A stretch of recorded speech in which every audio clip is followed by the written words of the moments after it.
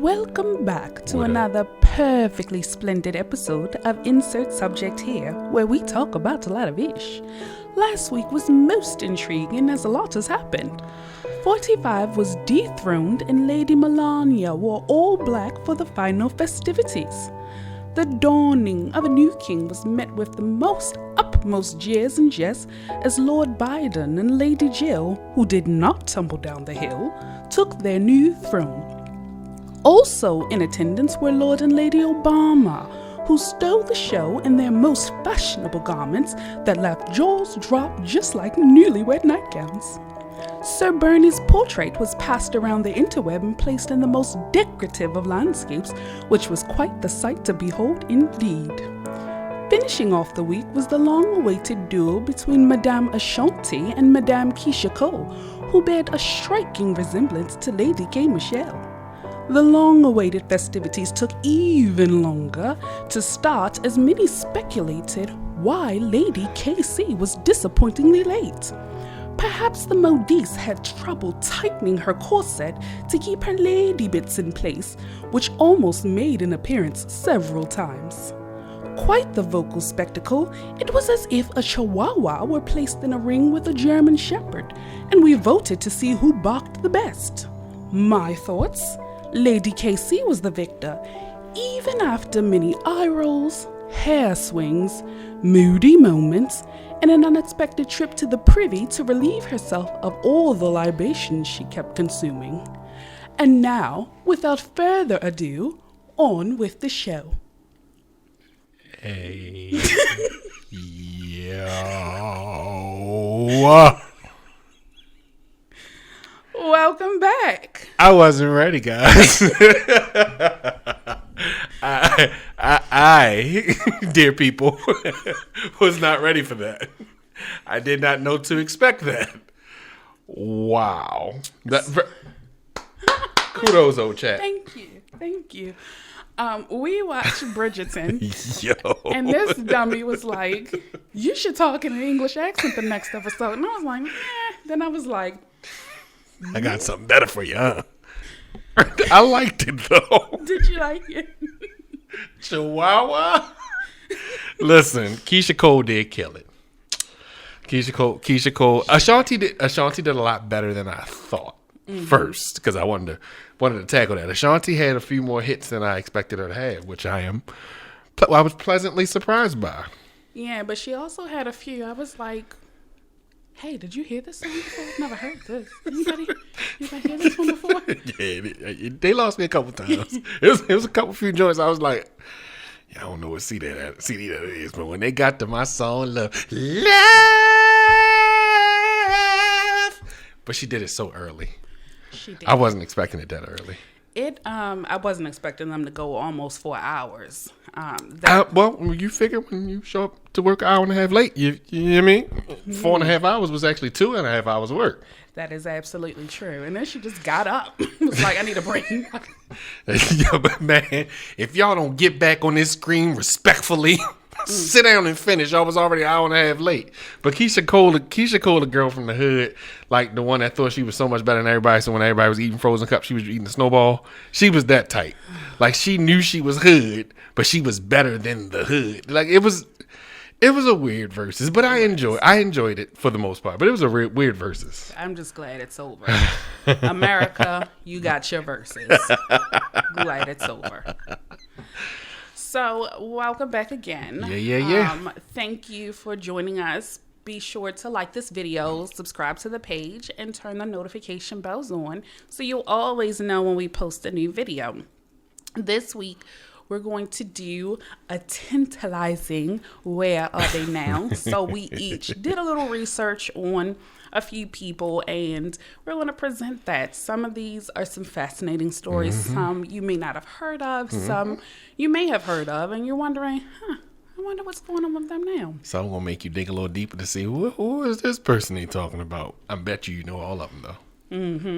So, Anthony, you want to kick us off? Yep. I will start with, because I've been watching YouTube videos, I'm going to start with a trigger warning.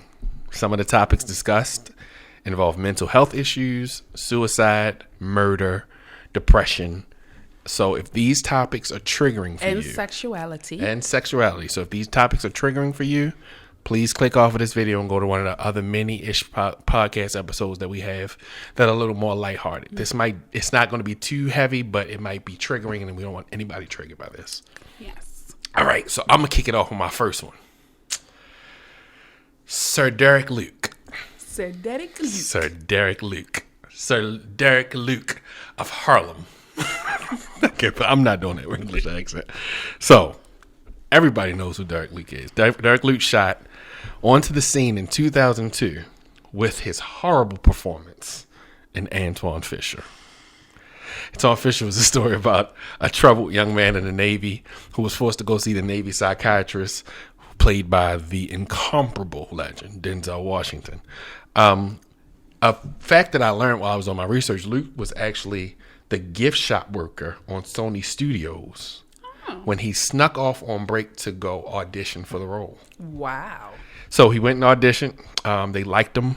I don't quite know why. I mean, that's my man, 50 grand. I just don't know why. And so he got called back to interview in front of Denzel Washington. And he got the role. Luke in 2002 won the Spirit Award. I don't know if y'all ever heard of the Spirit Award, but he won the Spirit Award for the best actor in his performance in Antoine Fisher. Okay. I wasn't impressed with his performance, but okay. Who will cry for the little black boy? That didn't do it for me. But listen, hey, he did him. So, in an article, in an interview with Denzel Washington went on to say about Luke, he was just the right person, the right spirit for the part. If you saw the movie, comment below. Yeah. Like, I don't know too many people that actually saw the movie, but for those who did see it, it wasn't that great of a movie. Just to me, the story, I get it, but it wasn't that great.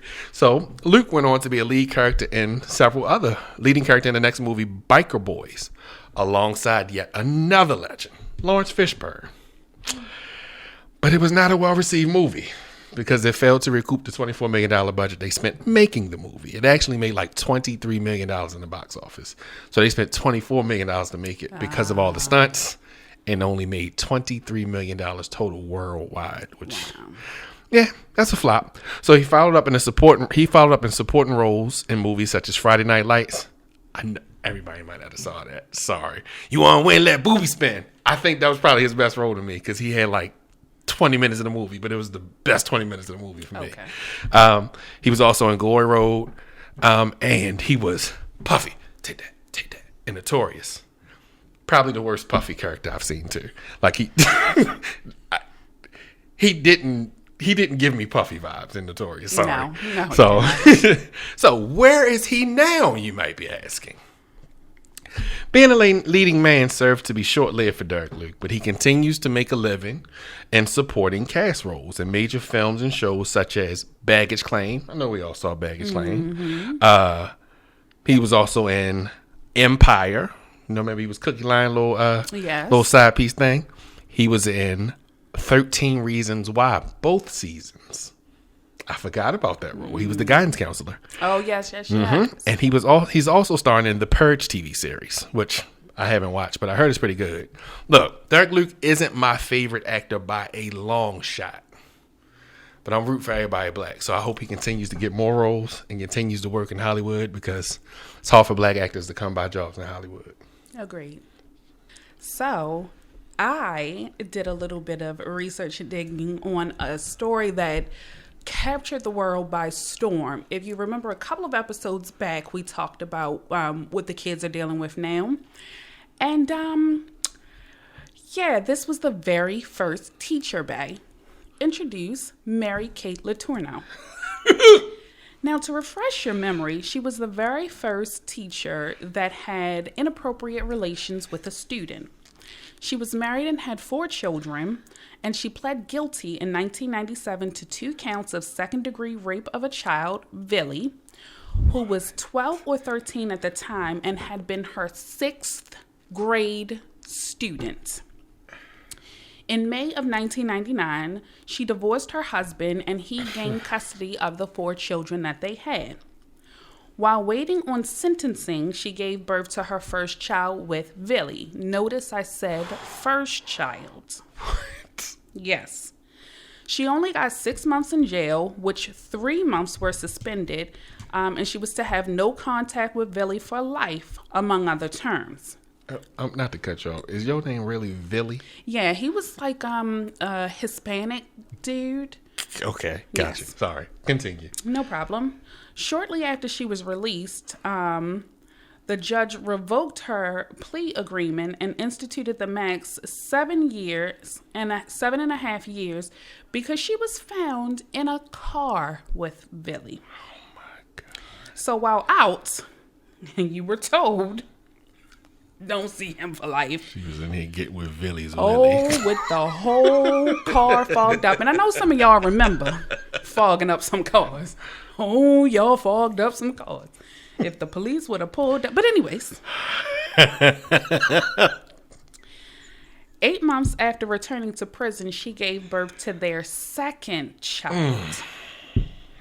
When she got out, she and Billy were married, and they stayed married for 14 years, which really surprised me because when you look at their age difference, because they had such a great age difference, they got married. And just you may have wondered, like, what happened with the kids while she was in jail. His parents, Billy's mom and Billy, took care of the 2 daughters that they had together. And they divorced in 2019, and ultimately Letourneau died of colon cancer in July of 2020.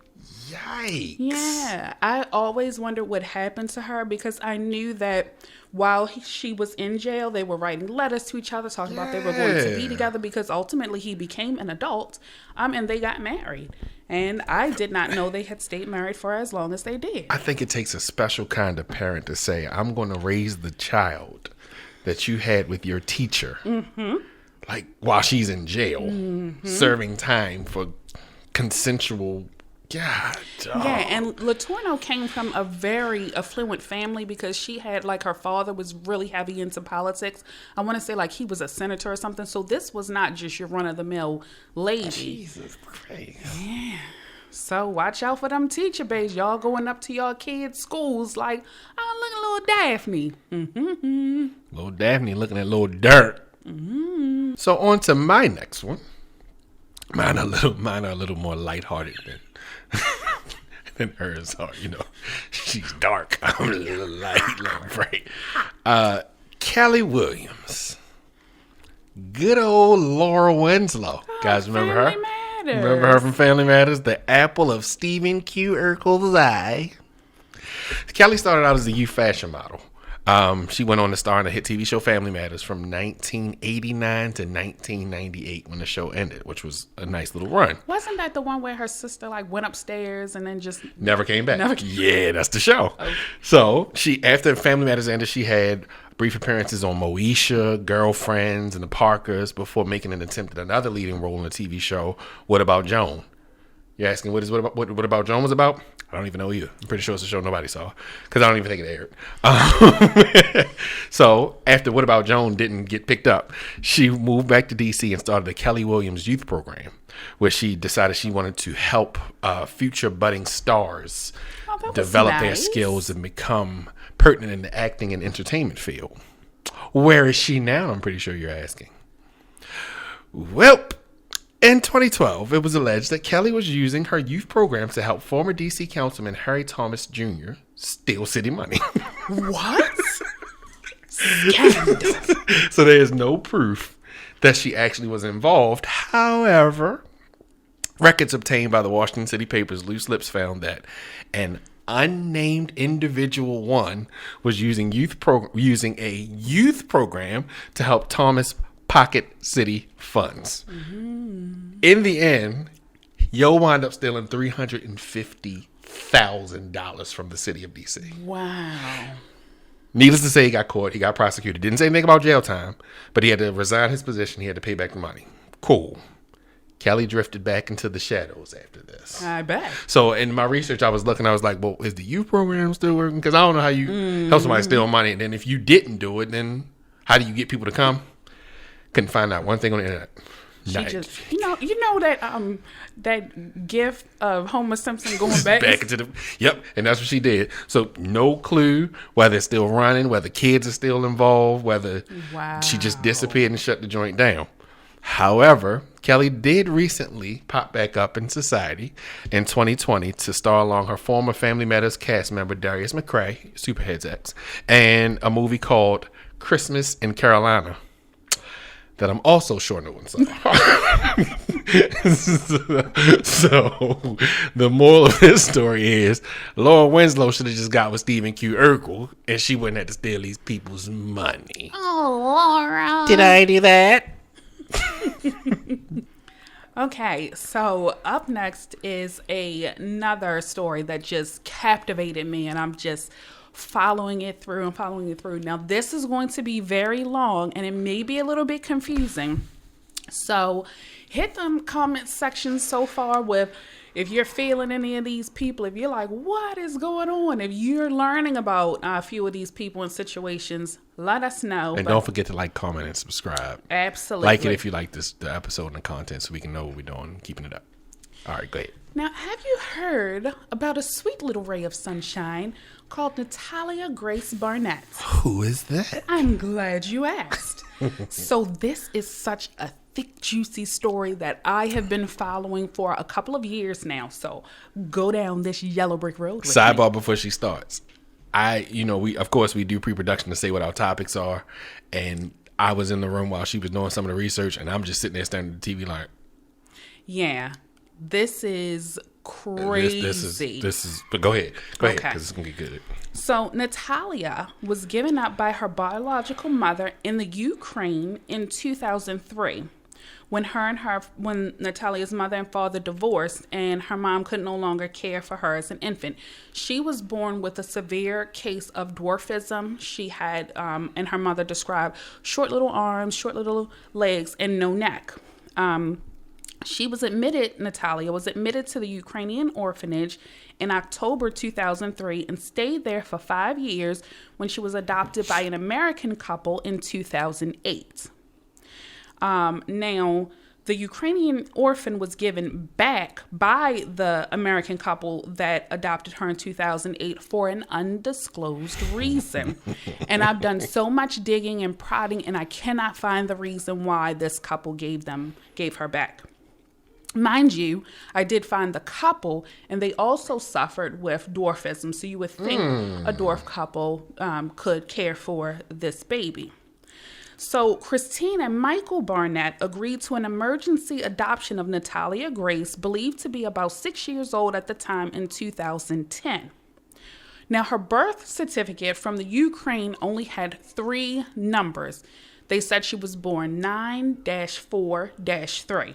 Now, remember all of this because it's going to make a difference. So they got to the Florida Adoption Center and were told that she was there for 2 years.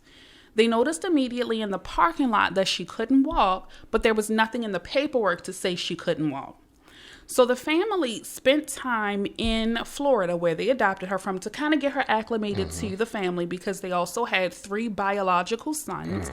They went to Disney World, they went to the beach, and when they went to the beach, she wanted to be carried into the water.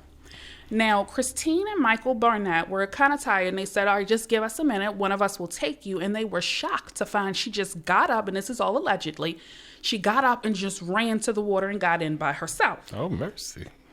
What was even more shocking is later that evening, Christine was giving Natalia a bath, and allegedly Natalia had a full bush in her. At 6? At 6. What? Yeah. So as days went on, they began to feel like they had been scammed into thinking Natalia was actually younger than she was. She was using sophisticated vocabulary. She wanted to hang out with older girls, more teenage girls. She didn't want to hang out with kids her age. She wasn't interested in playing with dolls. And they had a Ukrainian friend come over and speak to her in her native tongue of Ukrainian, and she couldn't understand or speak it, and she also did not have an accent. And remember, this is all allegedly. Oh, there's a lot going on here. Yes. But the weirdest thing is Christine noticed when she was going through and doing Natalia's laundry that some of her clothing had blood stains in it. And she found some bloody clothes in the trash, as if Natalia was having her cycle and was trying to hide it. Remember, at 6. Okay. All right. So following the blood incident, Christine went to her family physician to get a bone density test of Natalia to determine her correct age. Michael's family physician, who's not a specialist now, he's not a bone density specialist or anything, and he's also not Natalia's doctor, found that Natalia was at least 14 years of age or older at the time of her adoption. Okay, so keep on following me now. What? Yeah, keep on following me now. So over the course of the year following all of that, things got worse. According to Christine, Natalia was seen on a baby monitor attacking a baby boy, and she tried to harm the family. In 2011, she was smearing bodily fluids on the wall and making death threats to the family. Christine had trouble sleeping because they would wake up and she was standing over them. Absolutely. And they were afraid that she was going to kill them. Doesn't this sound like a real live story of the orphan? But it gets even more crazy. They had to hide sharp objects in the house. She tried to poison Christine's coffee with either cleaner or bleach.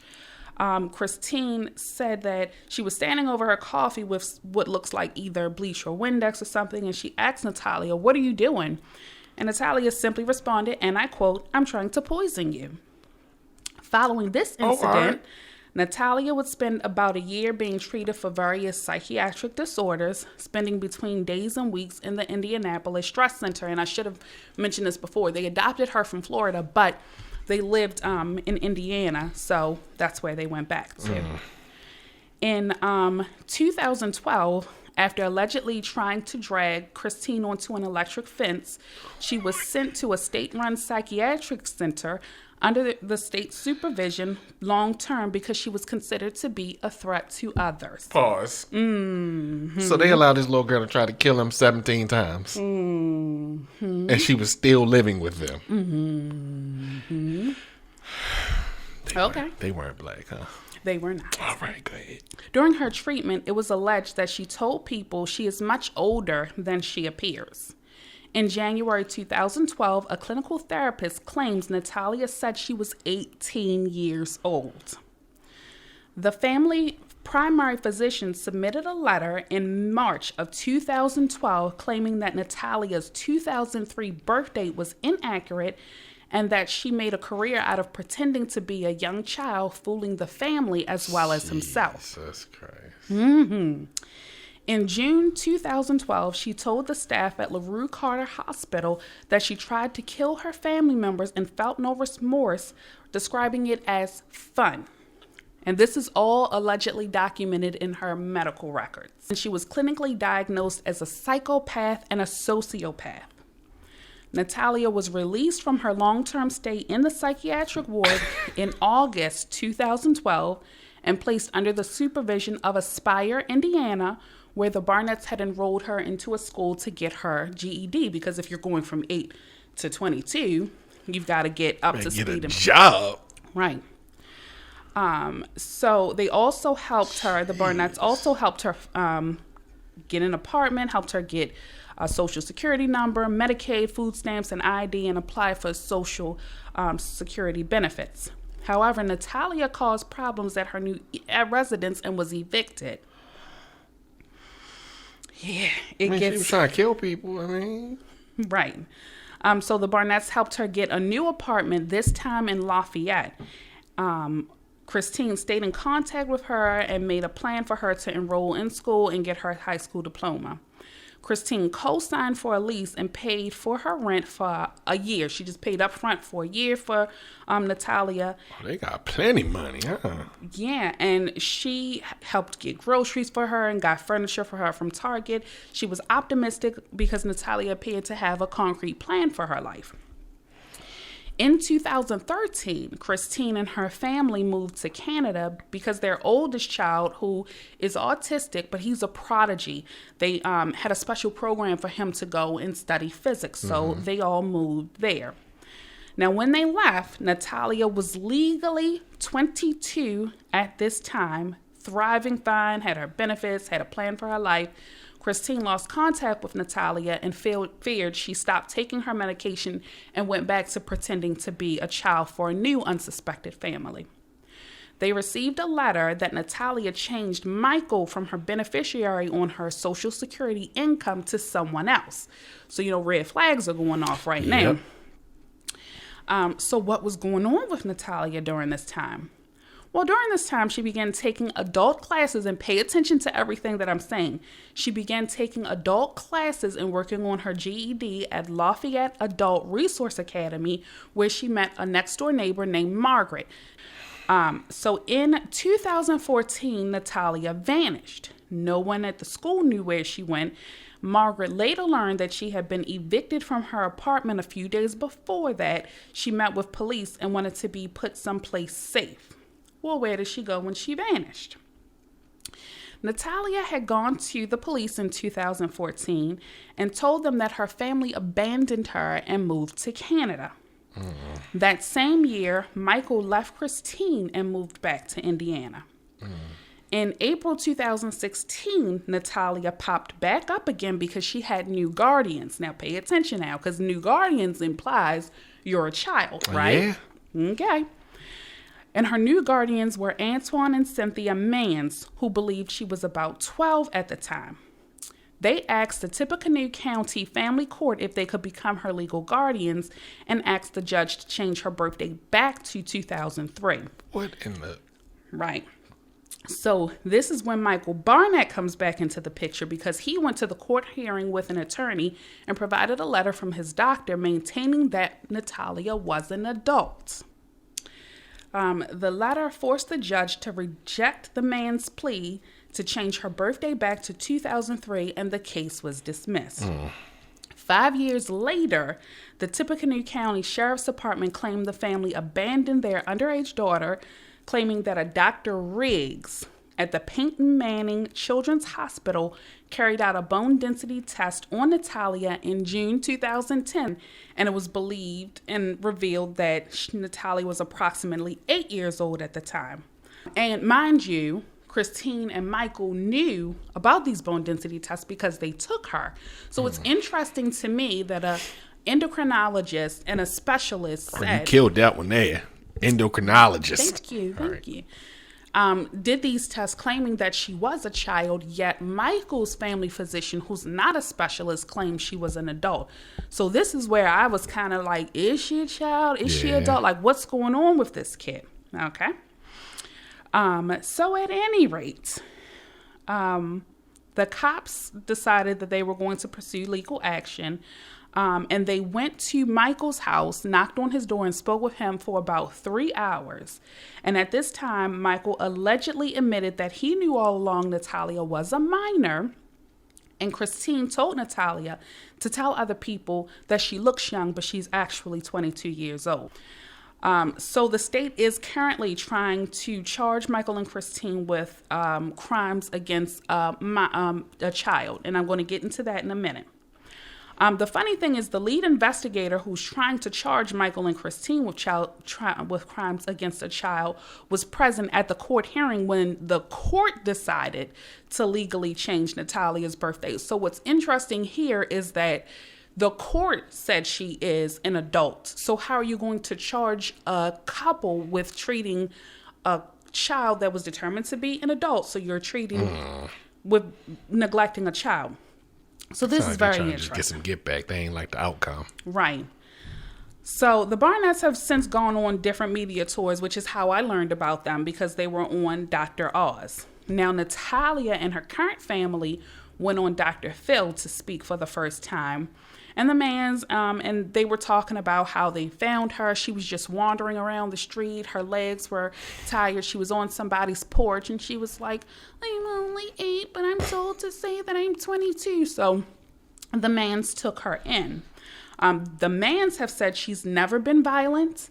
They say they have never seen any evidence of her having a period, that she helps out with the other foster kids that they have, and that the Barnetts have twisted certain incidents to fit their narrative. Now, Natalia did say she's been with over 30 families. She did say in one household, a family member accused her of trying to break a child's arm, but what she said is they were wrestling and she landed on the little boy's arm wrong. She also, on the Dr. Phil show, she said when Christine claimed that she was trying to bleach her coffee, she was trying to climb up on the table to get some lemon pledge to clean the tables because she wanted to help clean, and she scooted Christine's coffee over, and Christine was like, "What are you doing?" And then for the incidents where they said she was just standing over them at night, she first said, "No, I never went in that room." Then she said, "Well, sometimes I did go if I had a bad dream." So it's like, and if you see the Dr. Phil interview with her, I highly recommend you look at it. I wouldn't say she's like 30, but I also wouldn't say she's 16. She ain't no teenager. No, she's not. And I think this is where you came in when you were she ain't no teenager. Listening to that. So 4 more charges were charged against the Barnetts because they didn't keep up with the surgeries that she was supposed to have, according to the prosecution. She a whole adult, though. But at the time when they adopted her, she has a muscular skeletal deformities, and the conditions will get worse, and she'll be in a lot of pain if she doesn't have the surgeries, which the Barnetts were told at different medical appointments, which the Barnetts did not keep up with. And they're trying to say that this is motive for them trying to dump her because you would have had to keep up with her, which would have kept them from going to Canada for their prodigy child. That's not cool, though. And I say that's not cool because I'm pretty sure they was getting money because she was adopted, so they didn't have to incur the cost. This is true. And at the same token, she was an adult. Yeah. So you would think but again, she was not your typical adult because she had never had to be an adult, where you and I, we would know, okay, we got to have these surgeries. So that's kind of where I'm like, she's a little person. She can't reach the stove. She can't cook for herself. She can't do those things. So I do think the Barnetts were at fault for just, here's an apartment, here you go. I concur with that. But as a technical adult or prepared adult, you have insurance. And I'm pretty sure as the state was giving SSI and all of that stuff, she probably got Medicaid, Medicare. That's stuff that's covered on that. That is true. So I don't know how you charge them, but I get you. I get it. So if she actually is a child, because I can't figure it out. I don't know if she's a child or if she's an adult. I watched the video. That's an adult. You think that's an adult? It's an adult. And you've probably seen some of the pictures flashing through as I was talking. So you may think she's an adult or you may think she's a child. I don't know. But at any rate, the state has dropped the neglect charges against Christine on August 15, 2020. Good. But they still are against Michael because his lawyer did not file a motion to dismiss. But there are pending charges now of them neglecting and abandoning a person with disabilities that could not fend for themselves. So those they're still looking into now. They should be. I still feel, and I have my own opinion about that story. I do feel that if you are older than you say you are, that kind of negates the bill of sale, in my opinion. So they got you a lemon. They got me a lemon. I get to turn this lemon back in. But if you don't want to take this lemon from me, because this lemon is not, this ain't a 2004 Nissan. This a 98. You feel me? Like that 6 years makes a difference. It does make a difference. So I feel like you can't charge them with neglect. They were wrong for abandoning her. If that's what they did. To me, if you set up an apartment, paid the apartment for a year, got all her SSI, got her money coming in, I don't take that as abandonment. Yeah, and they even said that that's the same thing that they would do for any of their other children. When you're 18, you got an 18-year-old kid, and they got to get out, and you're like, listen, I got the money, I'm going to pay for your apartment for a year. Go figure this thing out. You can't lock me up for that. No, but on the flip side of this wasn't your typical 18-year-old. Yeah, you can say the typical, but the typical goes out the window when that little girl knew she was older than some 6. She knew she was older than 6 when she went in there and hit that tampon. She knew she was older than 6.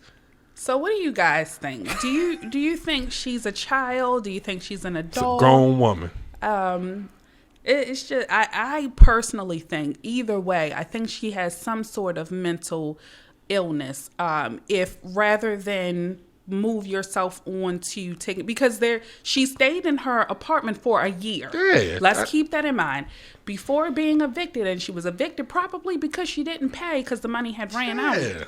She knew what she was doing. If she stayed in an apartment for a whole year by herself, you wasn't neglected. You knew what you was doing. And I don't know if I can believe you were a child. Yep. Because she's claiming she was only like 10, 11, 12 at the time. I don't know. And she made the claim they gave me for a year. They gave me food they wouldn't eat. If they was in Canada, you were shopping for yourself. Right. Like, I'm not rolling. So hit the comments below. Tell us what you think. So Anthony, what do you have for us this week? Hey friends, hey. Living your truth requires you to prioritize your peace above anyone's perception of you. I'm cool with whatever anybody thinks about me because I've come to the realization in my old bald age that what you have to feel about me does not directly impact me. It's your feelings. We put too much into what is said about us and not enough into how we actually feel about ourselves. My peace of mind is sacred. And as long as I'm at peace, I can tune out the constant noise. My peace of mind is too valuable to squander away trying to keep up with someone else's worthless opinion of who I should be.